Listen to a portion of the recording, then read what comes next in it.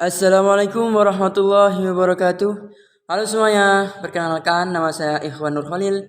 Saya akan menjelaskan bagaimana sejarah kedudukan, fungsi, dan ragam Indonesia. Sejarah singkat bahasa Indonesia.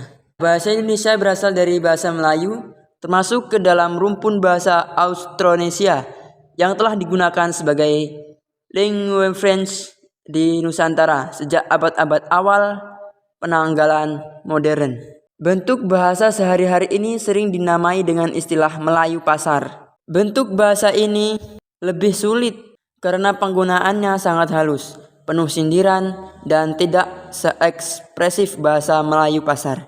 Tetapi bahasa Melayu pasar sudah terlanjur diambil oleh banyak pedagang yang melewati Indonesia.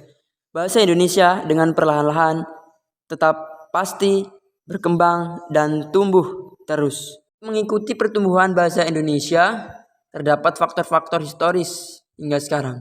Di antaranya sebagai berikut. Yang pertama, masa prakolonial.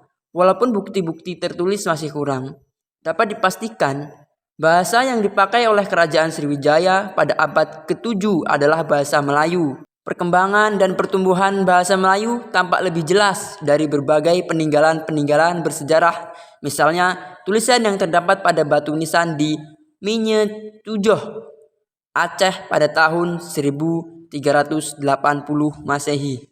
Kedua, masa kolonial. Ketika orang-orang barat sampai di Indonesia pada abad ke-17, mereka menghadapi suatu kenyataan, yaitu bahasa Melayu merupakan suatu bahasa resmi dalam pergaulan dan bahasa perantara dalam perdagangan. Hal ini dapat dibuktikan dari beberapa kenyataan berikut. Seorang Portugis bernama Pigafetta setelah menjunjung Tidore menyusun semacam daftar kata pada tahun 1522. Berarti sebelum itu bahasa Melayu sudah tersebar sampai Kepulauan Maluku. Ketiga, masa pergerakan kemerdekaan. Dengan lahirnya Budi Utomo pada tahun 1908, sebagaimana penggerakan kemerdekaan, terasa sangat diperlukan suatu bahasa untuk mengikat bermacam-macam suku, bangsa di Indonesia. Fungsi bahasa Indonesia. Bahasa merupakan alat komunikasi yang diperoleh manusia sejak lahir. Penguasaan sebuah bahasa oleh seorang anak dimulai dengan perolehan bahasa pertama yang seringkali disebut bahasa ibu. Menurut Krida Laksana dalam surat et al. 2019, bahasa pada hakikatnya merupakan sistem lambang bunyi yang digunakan oleh anggota kelompok sosial untuk bekerja sama, berkomunikasi, dan mengidentifikasikan diri. Fungsi ekspresi yaitu untuk berkomunikasi dengan ekspresi yang tepat. Lalu, ekspresi yang digunakan untuk mengungkapkan emosi seperti kebahagiaan, kesalahan, atau kesedihan.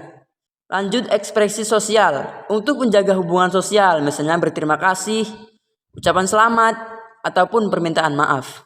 Lalu mengungkapkan kepentingan, yaitu untuk mengungkapkan kepentingan atau keinginan seseorang. Ada juga humor. Biasanya orang-orang sering menggunakan kata-kata lelucon atau kocak agar orang lain tertawa. Fungsi dalam menyampaikan informasi yaitu misalnya pendidikan. Bahasa Indonesia digunakan untuk mengajar dan belajar. Media massa. Bahasa Indonesia digunakan untuk media massa seperti surat kabar, majalah, radio, dan televisi. Bahasa digunakan untuk mendokumentasikan informasi seperti catatan medis, laporan penelitian, dan lain sebagainya. Lalu bahasa digunakan untuk memberikan instruksi. Bahasa digunakan di dunia bisnis seperti membuat proposal, laporan keuangan, dan lain sebagainya. Ketiga, fungsi eksplorasi.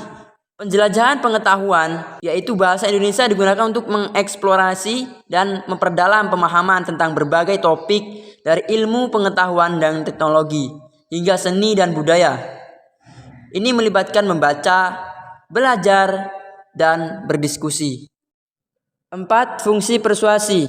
Di antaranya opini, menggunakan bahasa untuk mempengaruhi atau mengubah pendapat orang lain tentang suatu topik atau masalah.